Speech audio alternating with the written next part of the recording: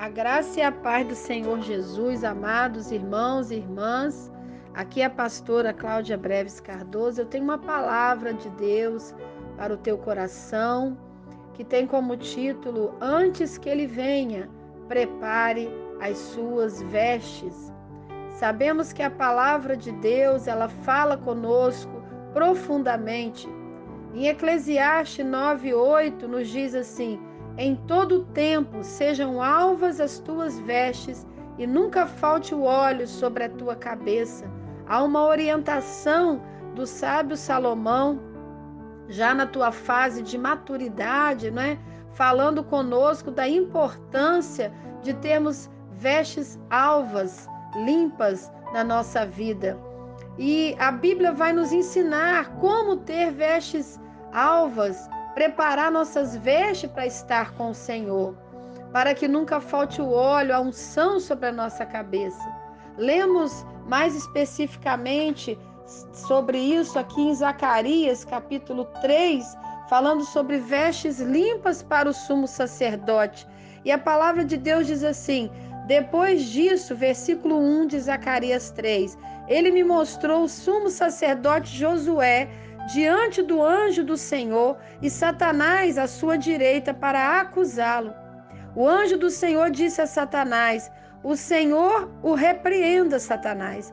O Senhor que escolheu Jerusalém o repreenda. Este homem não parece um tição tirado do fogo? Ora, Josué estava vestido de roupas sujas, impuras, e ele estava ali em pé diante do anjo. O anjo disse aos que estavam diante dele: tirem as roupas impuras dele. Depois disse a Josué: veja, eu tirei de você o seu pecado e coloquei vestes nobres sobre você, ou vestes limpas. Disse também: coloquem um turbante limpo na sua cabeça. Colocaram o turbante nele e o vestiram, enquanto o anjo do Senhor o observava. E o anjo do Senhor exortou a Josué, dizendo: assim diz o Senhor dos Exércitos: se você andar nos meus caminhos e obedecer aos meus preceitos, você governará a minha casa e também estará encarregado das minhas cortes, e eu lhe darei um lugar entre estes que estão aqui. Ouçam bem, sumo sacerdote Josué e seus companheiros sentados diante de você, homens que simbolizam coisas que virão. Trarei o meu servo, o renovo. Vejam a pedra que eu coloquei na frente de Josué. Ela tem 7 pares de olhos e eu gravarei nela uma inscrição. Declara o Senhor dos Exércitos, e removerei o pecado desta terra num único dia.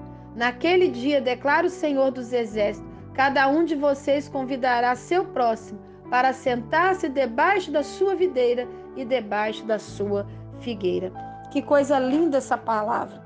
Uma palavra maravilhosa, falando que havia um homem que tinha um cargo excelente, que era sumo sacerdote. Dentro do judaísmo era o cargo mais alto, mais almejado, mais reverenciado. Porém, aquele homem, apesar do cargo e título, estava com as suas vestes sujas. Estava vivendo em pecado de alguma forma. E o inimigo veio para o repreender, para o acusar, melhor dizendo. Mas o anjo do Senhor faz com Josué, o sacerdote, na época do profeta Zacarias, ele faz ali um ato, né, profético do que aconteceria com o povo de Deus no futuro. Ele vai simplesmente trocar aquelas vestes sujas, ou seja, vai arrancar o pecado dele e colocar nele vestes limpas, né? Ele vai colocar turbantes limpos, porque até sobre a sua cabeça, certamente o turbante estava impuro ou sujo.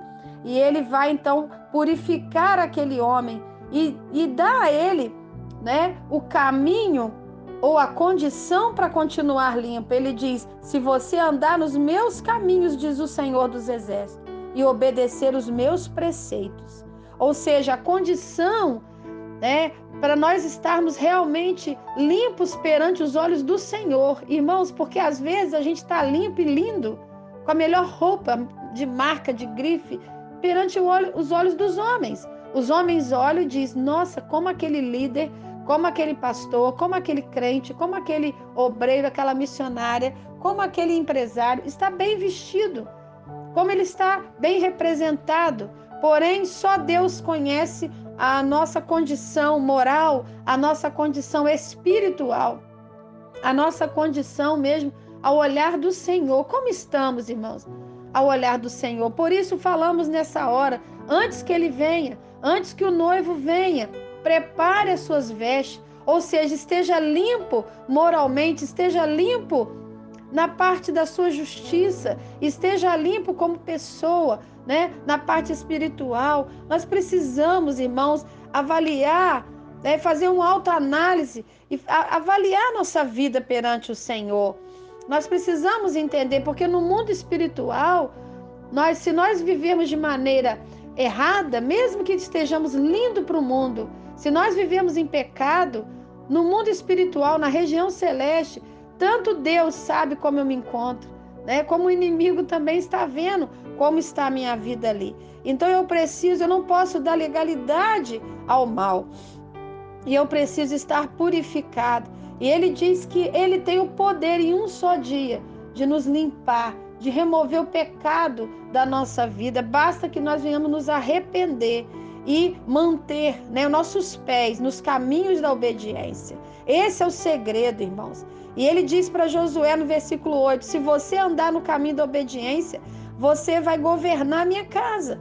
Ou seja, você vai estar apto para estar na liderança da minha casa. E também estará o quê? Encarregado, né, das minhas cortes. Você vai estar encarregado de fazer, né, a cumprir tudo aquilo que eu tenho para você. Você estará a cargo dos meus átrios.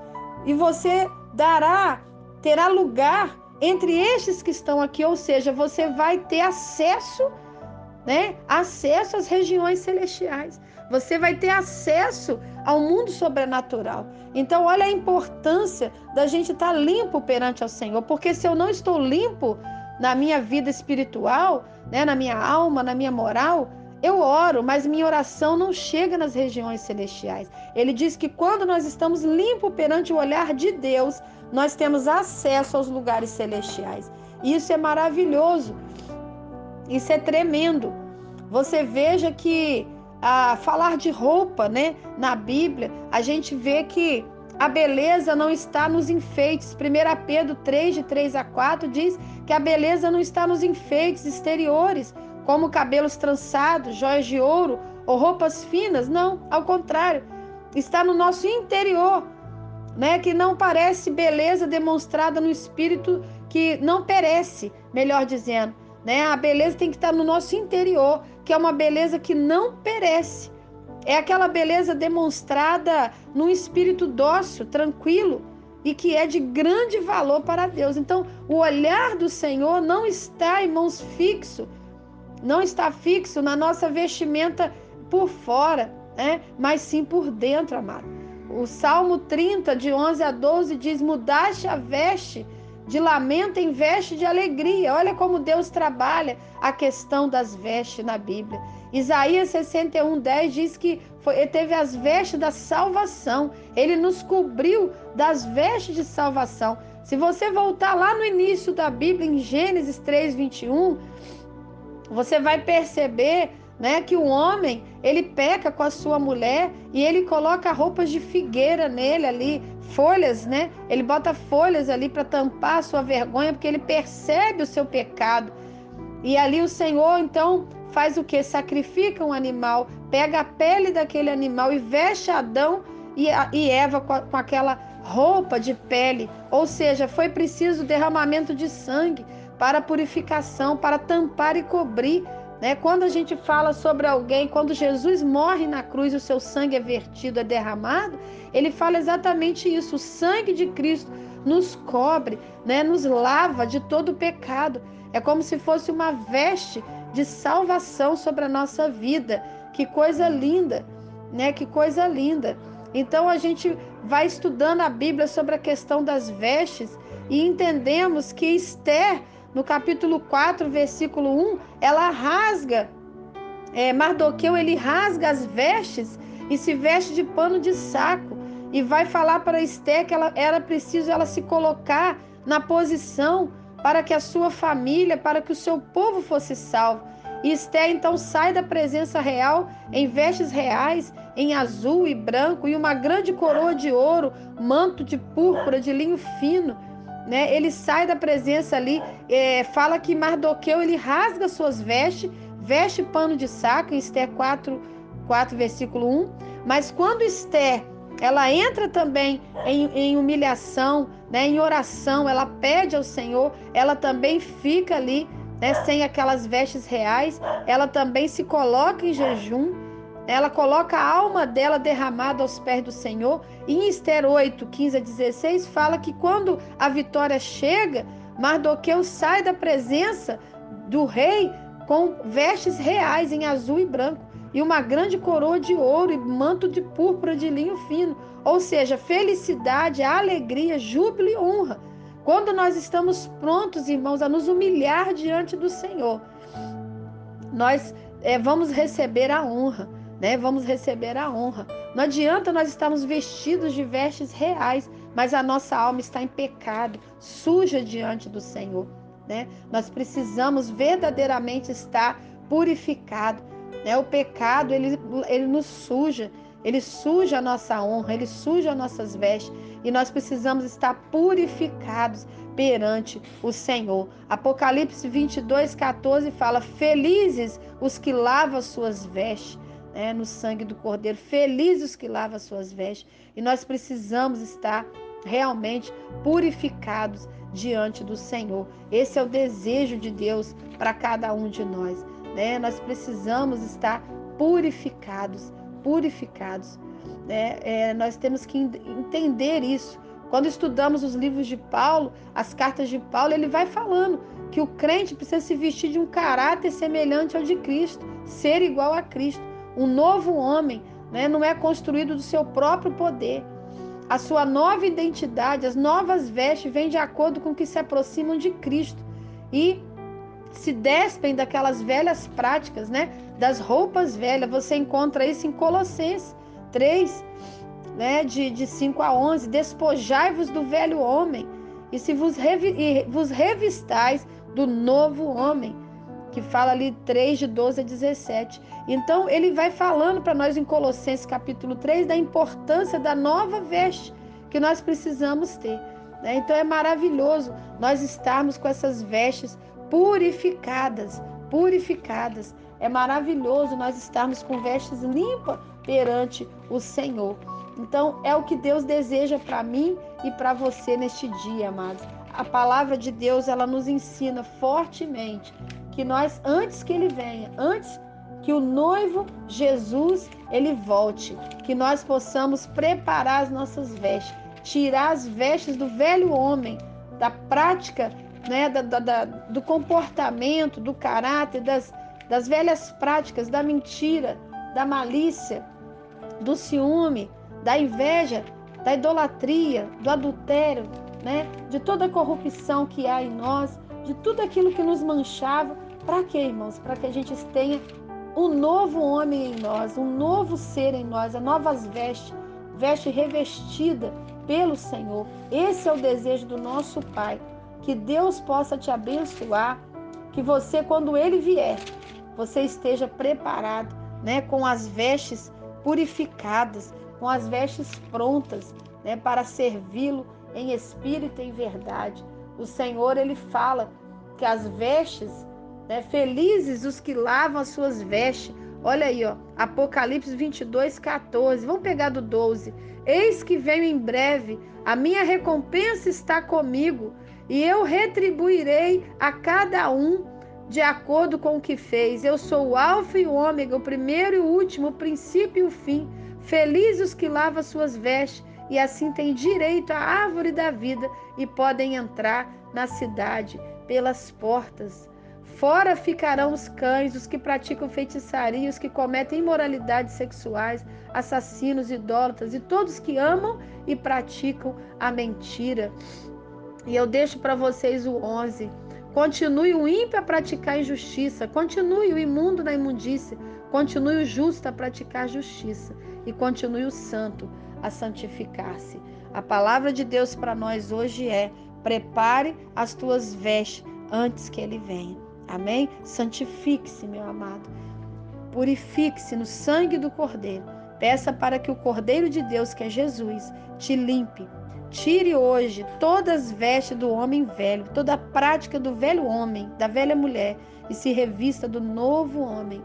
Troque essas roupas de lamento por roupas, né, de honra, de alegria, porque quando o perdão chega, nós estamos prontos para ter uma nova veste, né, como aconteceu com Mardoqueu. Primeiro ele rasgou as vestes, ele vestiu de pano de saco. Esther tirou toda a roupa de rainha, colocou o pano de saco. Eles entraram em jejum e humilhação, em arrependimento pelo povo, em clamor. E depois ele pôde sair com vestes reais e com a vitória. Amém? Deus quer te entregar felicidade, alegria, júbilo e honra, mas é preciso que você se purifique. Se purifique. Amém? Que Deus te abençoe em nome de Jesus. Eu deixo essa palavra com muita alegria, né? Com muita alegria, para que Deus possa estar te honrando cada vez mais.